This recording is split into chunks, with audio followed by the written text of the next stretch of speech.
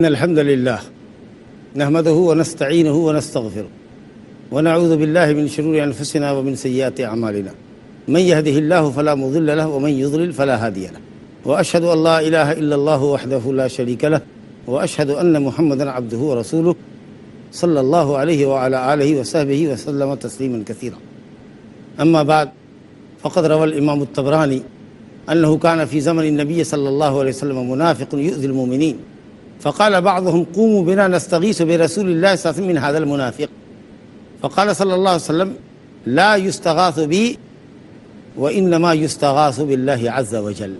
حاضرین گرامی، استغاثہ بغیر اللہ، غیر اللہ سے فریاد کرنا، غیر اللہ سے دعا کرنا، طلب کرنا، نفع کی امید رکھنا اور تکلیف کے دور کرنے کی فریاد کرنا، یہ کھلا ہوا شرک ہے. اس سلسلے میں آیات اور احادیث بکثرت ہے. صاحب کتاب نے کتاب کے 13ویں باب جو باب من الشرک ان یستغیث بغیر اللہ او یدعو غیر اللہ، استغاثہ اور اللہ کے علاوہ کو پکارنے کے شرک ہونے کے سلسلے میں جو باب ذکر کیا ہے، قائم کیا ہے، جس میں 4 آیتیں انہوں نے ذکر کی ہیں اور 4 آیتوں کی مختصر تفسیر اور ان کا مختصر درس ہم اپنی مجلسوں میں اس سے قبل لے چکے ہیں. یہ ایک آخری حدیث ہے جس کی سند اہل علم نے کلام کیا ہے، سند ضعیف ہے، لیکن صرف تائید کے لیے، استئناس کے لیے صاحب کتاب اس کو یہاں لائے ہیں. اور حدیث یہ کہہ رہی ہے کہ نبی صلی اللہ علیہ وسلم کے زمانے میں ایک منافق تھا اور مشہور منافق عبداللہ بن ابی تھا. تو اس کا نام تو ذکر نہیں ہے، لیکن احتمال ہے کہ وہی شخص رہا ہوگا، کیونکہ وہ اکثر مسلمانوں کو چھیڑتا تھا، ان کی عزت و آبرو پر حملے کرتا تھا. تو بعض نے کہا، اب بعض سے مراد ایک شخص یا کئی لوگ مل کے آئے نبی صلی اللہ علیہ وسلم کے پاس، اور بعض روایت میں ہے ابو بکر صدیق رضی اللہ عنہ تھے، اور کہا کہ یا رسول اللہ ہم آئے ہیں اس منافق کے مقابلے میں آپ سے فریاد کرنے کے لیے. تو آپ نے فرمایا لا یستغاث بی، مجھ سے فریاد نہیں کی جا سکتی، فریاد تو صرف اللہ عز و جل سے کی جا سکتی. گویا استغاثہ کا لفظ اللہ سبحانہ و تعالیٰ کے حق کی حفاظت کی خاطر، توحید کے پہلوؤں کی حفاظت کی خاطر، اللہ سبحانہ و تعالیٰ کے ساتھ ادب کو برتنے کی خاطر اس لفظ کا استعمال بھی نبی صلی اللہ علیہ وسلم نے اپنے لیے پسند نہیں فرمایا. حالانکہ یہ وہ فریاد تھی، یہ وہ آپ سے گزارش تھی جس پر آپ قادر تھے. کوئی بھی قادر ہے، ہم میں سے کسی کو بھی اگر کوئی کہے کہ دیکھیے محلے میں ایک شخص، محلے کا چودھری ہے، ذمہ دار ہے، اس کے پاس آدمی آئے اور کہے کہ ہم کو فلاں شخص گالی دیتا ہے، پریشان کرتا ہے، مثال کے طور پر جب اس راستے سے خواتین گزرتی ہیں، لڑکیاں گزرتی ہیں، ان کو چھیڑتا ہے، تو محلے کا کوئی ذمہ دار ہے، وارڈ کونسلر ہے، MLAs, MPs وغیرہ دوسرے یا اعلیٰ ادھیکاری جو پولیس کے افسران ہیں ان کو تو چھوڑیے، ایک عام آدمی بھی ہمدردی کا جذبہ رکھے گا اور اس سے ملے گا یا اس کو بلائے گا، دھمکائے گا، ڈرائے گا، اور اگر اس کا بس چلے گا تو وہ اس کی پٹائی بھی کرے گا. یہ عام سی بات ہے. یہ کوئی ایسی بات نہیں ہے کہ یہ وہ فریاد ہے جس پر اللہ کے سوا کوئی قادر نہیں ہے. اللہ میں بیمار ہوں، لا علاج مرض ہم کو ہو گیا ہے، ڈاکٹروں نے جواب دیا ہے، تو اللہ سے نہ کہہ کر کے آپ کے پاس، اے بزرگ آپ کے پاس آیا ہوں، ہزاروں میل دور سے آیا ہوں، آپ انہونی کو ہونی کر دیتے ہیں. تمام اطباء نے جواب دے دیا، آپ ہم کو اچھا کر دیا. لا الہ الا اللہ. اس طرح کی فریاد اور طلب غیر اللہ سے شرک ہے.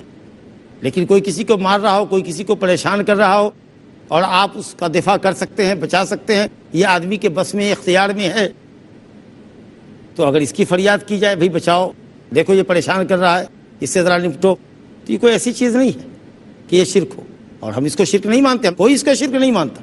قوت اور تاثیر کا مالک اللہ ہے. اس کا اگر قوت اور تاثیر دوسرے کے اندر محسوس کرتے ہیں، مرض سے افاقہ دے سکتا ہے، ڈوبنے والے کو نجات دے سکتا ہے، مرنے والے کو بچا سکتا ہے، محتاج کو مالدار کر سکتا ہے، روزی روٹی کے لیے پریشان ہے اس کو روزی روٹی دے سکتا ہے، بے اولاد کو اولاد دے سکتا ہے، وغیرہ ذالک. اس میں استغاثہ، فریاد، دعا شرک ہے.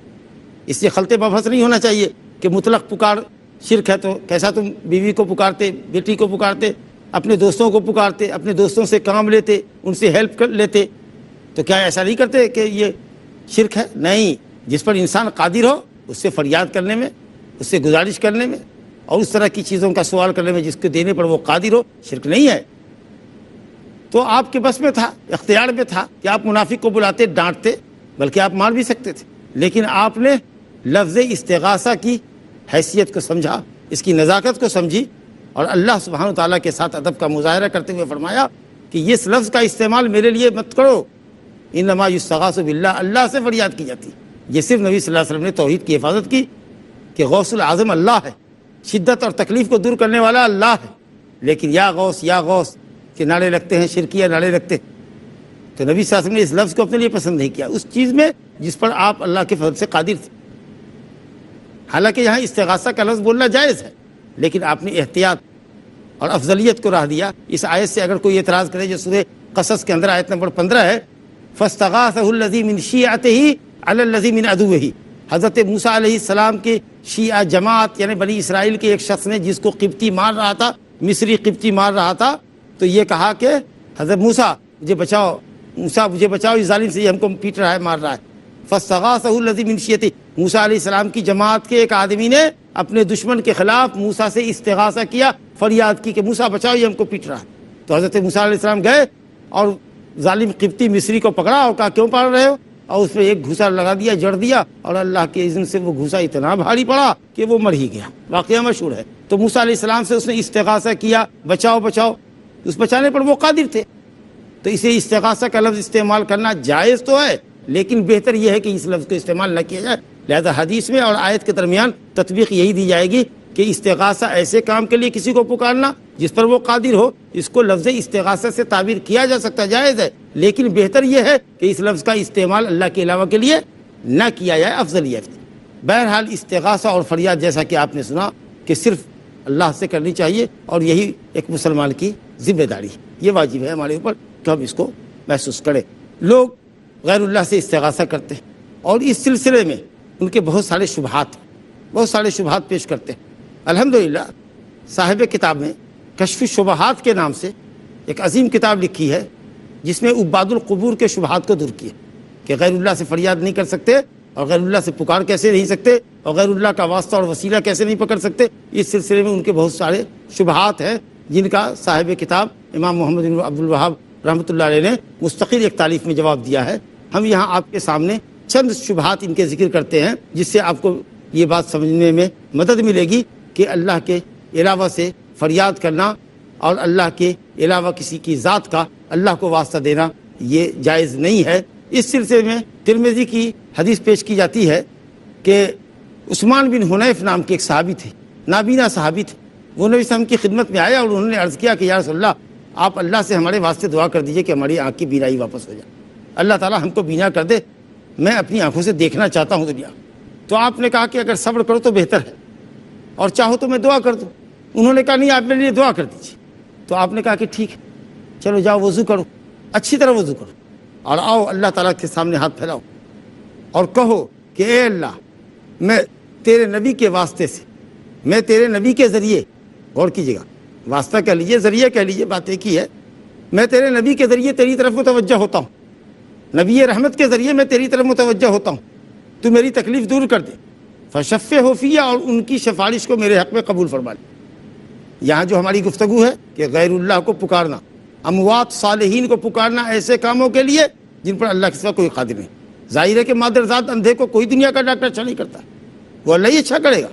تو گئے نبی صلی اللہ علیہ وسلم سے کس چیز کی دعا کی؟ آنکھ کی بینائی ہماری واپس ہو جائے، یہ دعا کر دیجیے. یہاں گفتگو ہے اموات صالحین کو پکارنا ان کاموں کے لیے جن پر اللہ کے سوا کوئی قادر نہ ہو. سجدہ کرنا ہو، ان پر چڑھاوے چڑھانا، اس کی شرکیت آ رہی ہے آپ کے سامنے، اور یہاں دلیل پکڑی جا رہی ہے نبی صلی اللہ علیہ وسلم نے دعا کرانے کی، وہ بھی آپ زندہ ہیں. غور فرمائیے. اور آپ فرما رہے ہیں کہ دعا کرو تم خود، اور میں بھی تمہارے لیے دعا کرتا ہوں، اور تم اپنی دعا میں کہو کہ اللہ میں تیرے نبی کے ذریعے تیری طرف متوجہ ہو رہا ہوں. یعنی تیرے نبی بھی دعا کر رہے ہیں ہمارے لیے. کیا کر رہے تھے نبی صلی اللہ علیہ وسلم؟ دعا فرما رہے تھے، وہیں موجود تھے. اور کہا فشفعہ فیہ، اہل شرک کے، اہل بدعت کے خانہ ساتھ گھڑوں کو یہ جملہ ڈائنامیٹ کر رہا ہے، فشفعہ فیہ، اے اللہ ان کی سفارش، نبی صلی اللہ علیہ وسلم کی سفارش، ان کی دعا ہمارے حق میں قبول فرما. وہ دعا کر رہے. تو کسی بھی زندہ شخص سے جس کو آپ صالح سمجھتے ہیں، آپ ان سے دعا کی درخواست کر سکتے ہیں، یہ کوئی شرک نہیں ہے. اور خود نبی صلی اللہ علیہ وسلم کی دعا کی قبولیت کے لیے آپ نے فرمایا کہ تم میرے لیے دعا کرو کہ اللہ تعالیٰ میری دعا تمہارے حق میں قبول فرمائے. غور کیجیے. اور آپ وہیں موجود بھی ہیں، اہل علم نے اولاً تو اس حدیث کی سند میں کلام کیا ہے، لیکن یہ جواب ہم دے رہے ہیں آپ کو کہ اگر اس حدیث کو ہم صحیح تسلیم بھی کر لیں تو یہ بات سامنے آتی ہے کہ وہاں نبی صلی اللہ علیہ وسلم سے دعا کی درخواست ہو رہی ہے، اموات کے سامنے کھڑے ہو کر کے اموات کو پکارا جا رہا ہے، ان کا وسیلہ پکڑا جا رہا ہے، ایسی بات نہیں، یا خود نبی صلی اللہ علیہ وسلم کی ذات کا واسطہ دیا جا رہا ہو، یہ بات بھی یہاں نہیں ہو رہی۔ کہا نبی صلی اللہ علیہ وسلم سے دعا فرما دیجیے، آپ نے کہا صبر کر تو اچھا، کہا نہیں دعا کر دیجیے، کہا ٹھیک ہے دعا کرتا ہوں، تم بھی دعا کرو، وضو کرو، دعا کرو، اور اللہ تعالیٰ سے کہو کہ اللہ تیرا نبی جو ہمارے حق میں دعا کر رہا ہے اس کی دعا کو قبول فرما۔ اللہ خود نبی صلی اللہ علیہ وسلم اس سے یہ کہہ رہے ہیں کہ تم ہماری دعا کی قبولیت کے لیے دعا کرو۔ انشاءاللہ وقفے کے بعد گفتگو جاری رہے گی۔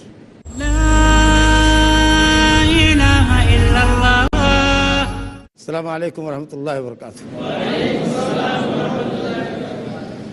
وقفے سے قبل سنن ترمذی سے عثمان بن حنیف کا دراسہ کر رہے تھے ہم لوگ، جس کو اہل بدعت پیش کرتے ہیں، اور اموات اور صالحین کے پکارے جانے پر اس حدیث کو بطور سند، بطور استدلال، بطور جواز پیش کرتے ہیں۔ حالانکہ اموات کو پکارنا، وہاں چڑھاوے چڑھانا، قبروں کا طواف کرنا، سجدہ کرنا، یہ ایک الگ نوعیت کی چیز ہے جو شرک ہے۔ اور عثمان بن حنیف کا نبی صلی اللہ علیہ وسلم سے دعا کی درخواست کرنا، اور نبی صلی اللہ علیہ وسلم کا کہنا کہ تم خود اپنے حق میں دعا کرو، میں بھی دعا کرتا ہوں، اور میری دعا کی قبولیت کے لیے تم دعا کرو، فشفعہ فیہ، کہ اللہ اپنے نبی کی شفاعت کو میرے حق میں قبول فرما، یعنی ان کی دعا کو قبول فرما۔ یہ کیسا استدلال ہے آپ کا کہ اموات کو پکارنا اس سے جائز ہو گیا، یا شخصیتوں کا واسطہ لینا جائز ہوا؟ ہرگز نہیں۔ وہاں یہ نہیں تھا کہ وہ نبی صلی اللہ علیہ وسلم سے دور تھے اور گھر میں کہہ رہے تھے یا اللہ تیرے نبی کا تجھ کو واسطہ، تیرے نبی کے واسطے سے ہم تجھ سے سوال کرتے ہیں، ایسا بھی نہیں تھا۔ نبی صلی اللہ علیہ وسلم وہاں موجود ہیں، دعا کر رہے ہیں، ذات کا وسیلہ بھی نہیں۔ ماشاءاللہ در مختار وغیرہ بھی جو فقہ حنفی کی کتابیں ہیں آپ دیکھیے تو حضرت امام ابو حنیفہ رحمۃ اللہ علیہ سے بھی یہ قول منقول ہے کہ اللہ کو اس کے ناموں کے ذریعے پکارو، کسی مخلوق کا واسطہ نہ دو۔ امام ابو یوسف رحمۃ اللہ علیہ نے بھی اس کو ناجائز کہا۔ علامہ قدوری رحمۃ اللہ علیہ نے فرمایا کہ اللہ کے اوپر کسی مخلوق کا کوئی حق نہیں، جس کے ساتھ بھی کچھ ہوگا تو اللہ کا فضل ہوگا، یا اگر مجرم کو سزا ملے گی تو اللہ کا عدل ہوگا، حق کسی کا اللہ کے اوپر نہیں ہے۔ ہم نماز، روزے، حج، زکوٰۃ کرتے ہیں، توحید کو پختہ کرتے ہیں تو اللہ نے ہماری بخشش کا حق اپنے اوپر خود لازم کیا ہے، ہم نے ان پر لازم نہیں کیا۔ تو کسی مخلوق کا کوئی حق نہیں ہے کہ آپ اس کو مخلوق کا واسطہ دیں۔ تو یہاں واسطہ مخلوق کا نہیں تھا۔ جو لوگ یہ کہتے ہیں کہ نبی صلی اللہ علیہ وسلم کی ذات کا واسطہ پکڑا، یہ نہیں تھا، محمد نبی رحمت کی دعا کا واسطہ تھا، اور نبی صلی اللہ علیہ وسلم دعا فرما رہے تھے اور آپ حاضر تھے مجلس میں، کیونکہ فشفعہ فیہ، اے اللہ اپنے نبی کی شفاعت میرے حق میں قبول فرما۔ گویا نبی صلی اللہ علیہ وسلم نے شفاعت کی تھی۔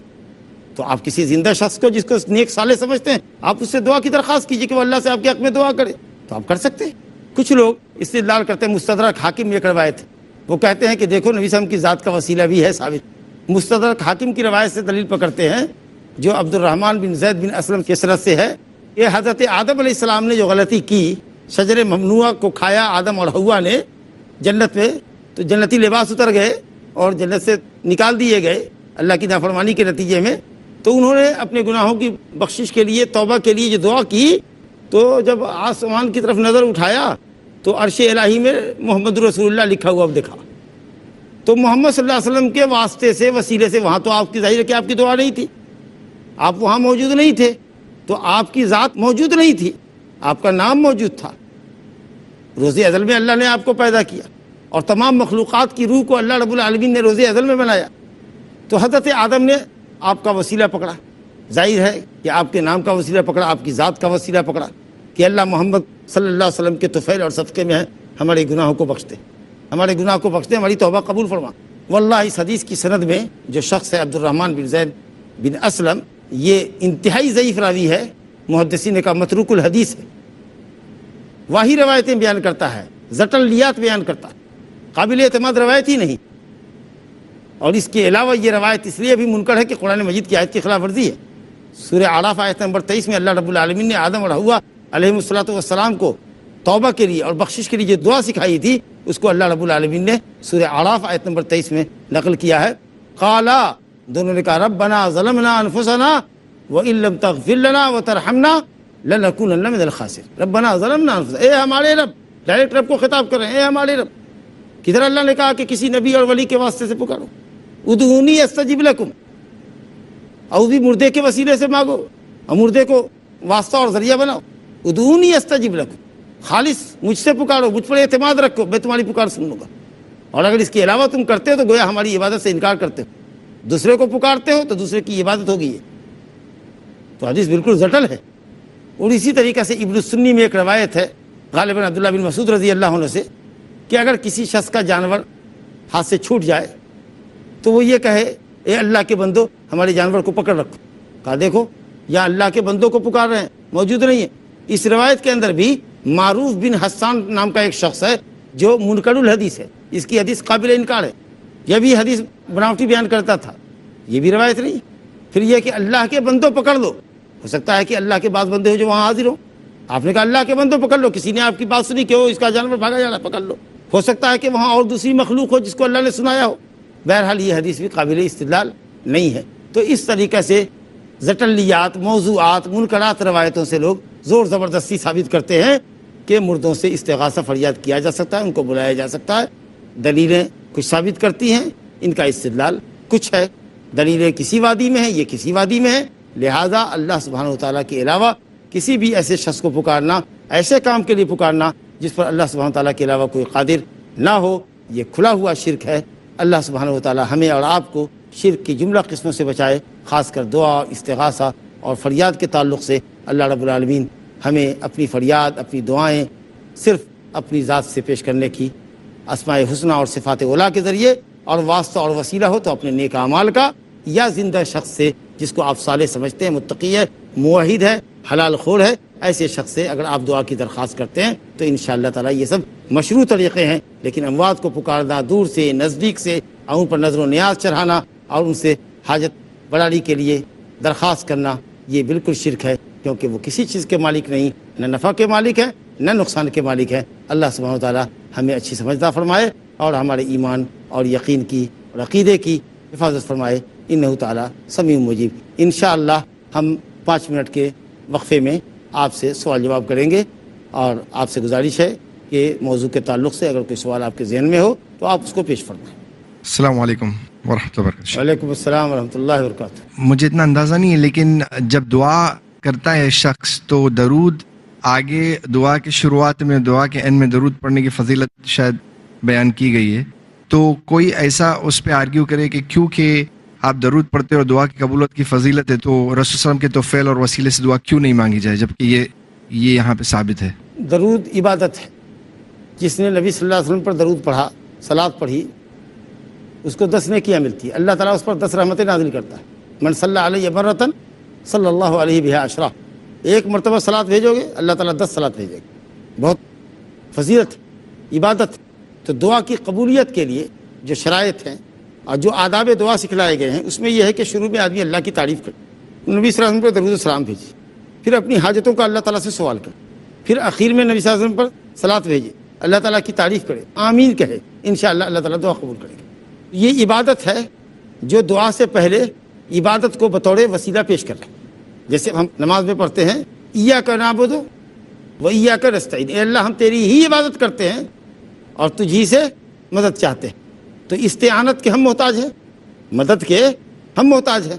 تو اس مدد کو اللہ سے حاصل کرنے کے لیے ہم عبادت کو مقدم کریں. ایاک نعبد, گویا کہ عبادت وسیلہ ہو رہی ہے ہماری دعا کے لیے کہ اللہ تعالیٰ ہماری مدد فرمائے.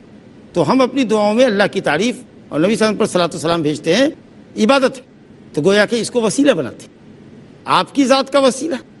ایسا نہیں ہے ایک شخص نے آپ سے دعا کی درخواست کی تو آپ نے کہا تو اللہ سے دعا کر, اور کہا کہ اللہ اپنے نبی کی دعا میرے حق میں قبول فرما, میں تیری طرف تیرے نبی کی دعا کے ذریعے توجہ ہوتا ہوں. یعنی وہ دعا کر رہے ہیں, میں کر رہا ہوں, اپنے نبی کی دعا کو, ان کی سفارش کو میرے حق میں قبول فرما. لیکن اے اللہ تیرے نبی کا حق جو تجھ پر ہے, میں نے بتایا کہ کسی مخلوق کا کوئی حق اللہ پر, جس کو اللہ نوازے گا وہ اس کا فضل ہو, وہ جس کو پکڑے گا وہ اس کا عدل ہوگا, وہ ظالم نہیں ہے. تو کسی مخلوق کے حق سے مطالبہ کرنا یہ اللہ رب العالمین کی شان میں توہین کی گستاخی ہے. تو اس لیے ذات کا واسطہ نہیں ہے, بحق فلاں, بحق نبی کا, بحق فاطمہ, بحق فلاں, یہ جو حق کا مطالبہ کر رہے ہیں ایسا نہیں. ہاں آپ یہ کہیے اے اللہ تیرے نبی سے میں محبت کرتا ہوں, تیرے نبی پر ایمان رکھتا ہوں, تیرے نبی کی سنت سے مجھ کو محبت ہے, اور اے اللہ میں تیرے نبی پر درود بھیجتا ہوں, اس کے طفیل میں, اس کے صدقے میں مجھ کو عطا فرما. یہ عین عبادت ہوگی. تو نبی کی ذات نہیں, نبی سے محبت کرتا ہوں اس کے عوض, تو یہ عین عبادت ہوگی, عین سنت ہوگی. جزاک اللہ خیر. السلام علیکم شیخ. وعلیکم السلام ورحمۃ اللہ. جو آپ نے اس سے پہلے حدیث بتائی جو واسطے کی حدیث تھی, تو اس میں نبی صلی اللہ علیہ وسلم موجود تھے، مطلب زندہ موجود تھے، اس لیے ان کا واسطہ لے کر مانگنا جائز تھا. لیکن جو ہمارے بھائی ہے یہ حدیث کوٹ کر کے بولتے ہیں کہ جس طرح نبی صلی اللہ علیہ وسلم نے مسجد اقصی میں لوگوں کو مطلب تمام انبیاء کو مطلب نماز پڑھائے تھے، تو اس ٹائم پہ بھی وہ سب زندہ تھے، تو وہ ابھی بھی اپنے قبروں کے اندر زندہ ہے. تو آپ کیسے کس طرح مطلب قبروں کے اندر زندہ انبیاء اپنی قبروں کے اندر زندہ ہیں، قبروں کے اندر دنیا میں زندہ نہیں. ہمارے لیے میت ہے، انک میتن وانہم میتون. اے نبی آپ بھی میت ہیں، وہ سب بھی میت ہیں، اور سب کو مرنا ہے. قبروں میں زندہ ہے، ان کی زندگی کی کیفیت کو ہم نہیں سمجھ سکتے. اللہ رب العالمین نے ان کی روحوں کو جسم کی شکل عطا فرمائی. اللہ ہر چیز پر قادر ہے. لیلۃ الاسراء میں بیت المقدس میں آپ نے امامت کی، اب وہی انبیاء پھر آسمانوں میں بھی آپ کو نظر آئے، اب وہی اپنی قبروں میں بھی تھے. تو یہ سب عالم برزخ کی باتیں ہیں، اور رب العالمین جیسے چاہے کرے. لیکن جس کو ہم پکار رہے ہیں اگر وہ اپنی قبر میں زندہ ہے، یعنی نبی ولی کے متعلق تو یہ بات نہیں آئی ہے، انبیاء کے متعلق آئی ہے، تو وہ اپنی قبروں میں زندہ ہے، اور ان کو قرآن نے میت کہا ہے، اور آپ ان کو سنا نہیں سکتے. تو جو سمیع مجیب اللہ ہے، جو آپ کے دل کے کھٹکے کو سنتا ہے، جو 7 تہ زمین کے اندر کی مخلوق چلنے والی ایک چوٹی کے چلنے کی آہٹ کو سنتا ہے عرش پر بلند ہو کر بھی، اس سمیع مجیب کو چھوڑ رہے ہیں، اور آپ تارے عنکبوت مکڑی کے جالے سے بھی کمزور باتیں پیش کر رہے ہیں. زندہ ہے قبر میں، اس لیے ہم پکارتے ہیں، وہ ہماری مدد کرتے ہیں. تو امت میں اتنا خلفشار ہوا، اتنا مدینے میں کوہرام مچا، مسجد نبوی جلا دی گئی، بہت سارے مسائل ہوئے. معاویہ رضی اللہ عنہ کے بیٹے یزید کے زمانے میں مدینے میں آگ لگا دی گئی، بڑا خلفشار ہوا، بہت سے لوگوں کا قتل خون ہوا. کہاں نبی صلی اللہ علیہ وسلم باہر نکلے زندہ تھے تو ظاہر ہے کہ سب جانتے کہ نبی صلی اللہ علیہ وسلم انتقال فرما گئے. کوئی بھی مسلمان یہ نہیں کہتا کہ ہم نے کوئی زندہ نبی کو دفن کر دیا ہے. تو جو زندگی ہے وہ برزخی زندگی ہے، وہ عالم برزخ ہے، دنیا اور آخرت کے درمیان کی ہے. تو اس کو دنیا کی زندگی پر قیاس کرنا نہیں. اور پھر نبی صلی اللہ علیہ وسلم سے میں نے پہلے بھی عرض کیا کہ نبی صلی اللہ علیہ وسلم کی ذات کا وسیلہ عثمان بن حنیف نے یا دوسرے لوگوں نے نہیں کیا تھا. نبی صلی اللہ علیہ وسلم سے دعا کی درخواست کی تھی، اور نبی صلی اللہ علیہ وسلم نے دعا فرمائی تھی، جس کو قبول کرنے کے لیے انہوں نے اللہ تعالیٰ سے گزارش کی، فشفعوا فیہ، اللہ اپنے نبی کی سفارش میرے حق میں قبول فرما. اور اسی طریقے سے حضرت عمر بن خطاب رضی اللہ عنہ کے زمانے میں جب قحط ہوا، تو اگر نبی صلی اللہ علیہ وسلم زندہ تھے قبر میں اور ہیں اور ان سے دعا کی جا سکتی تھی، تو حضرت عمر فاروق رضی اللہ عنہ عباس بن مطلب کے پاس کیوں گئے؟ وہیں آتے نبی صلی اللہ علیہ وسلم کی قبر کے پاس، یا رسول اللہ دیکھیے آپ کی امت قحط زدہ ہے مدینے میں، اور چاروں طرف میں ہاکار پانی کے لیے مچا ہوا ہے، آپ دعا فرما دیجیے یا رسول اللہ. یہ نہ کہہ کر کے آپ کے چچا عباس بن عبد المطلب کے پاس گئے. اچھا، اب عباس بن عبد المطلب بھی گھر میں نہیں رہے کہ حضرت عمر فاروق نے میدان میں کہا کہ اللہ تجھ کو تیرے نبی کے چچا عباس کا واسطہ، بلکہ حضرت عباس بن عبد المطلب نکلے، انہوں نے دعا کی، تفصیل ہے، ہاتھ پھیلایا، پیشانی جھکائی، کہا اللہ گناہوں سے یہ آلودہ، شرم و ندامت کی پیشانی تیرے سامنے جھکی ہوئی ہے، دیکھ یہ لوگ تیرے نبی کا چچا سمجھ کے مجھ کو لے آئے ہیں، میرے رشتے کی لاج رکھ لے، اپنے فضل سے ان لوگوں کو بارش برسا دے. دعا تو زندے کی دعا، سالے کی دعا ہونی چاہیے. وباللہ تعالیٰ توفیق، وصلی اللہ علیہ نبینا محمد وآلہ وصحبہ اجمعین.